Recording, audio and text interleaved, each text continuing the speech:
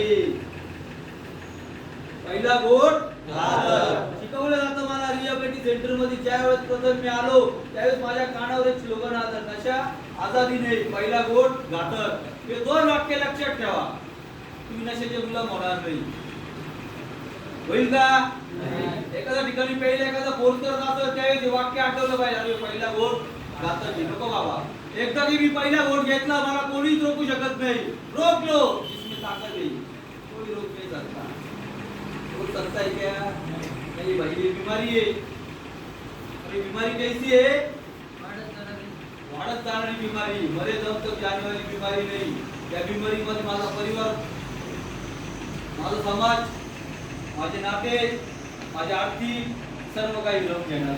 बीमारी उपयोगाची का? आहे का उपयोगाची?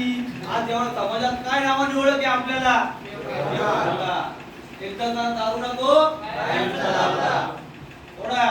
कोणासाठी आहे? अरे केवळ तुमच्या अडीने जगू शकत तुम्ही, तर घरच्यांसाठी जगा, त्या लेकरं बाळांसाठी जगा ज्याला तुम्ही जन्म दिलाय. त्यांचा तर विचार करा. येतो का विचार? आहे का विचार? शेती मजबूत आहे का अजून? पहिले जे आहे म्हणा सातव्या त्याला ओपन करा, फेका त्याला बाहेर. जसं घरात तेल कचरा होतो ना, आपण बाहेर नेऊन टाकतो, घंटागाडीत टाकतो, तसं मनामध्ये जे निगेटिव्ह थॉट आहे त्यांना पहिले बाहेर काढा, त्यांना ओपन अप करा. त्यावेळेस नवीन विचार तुमच्या अंतर्मनात जाणार आहे.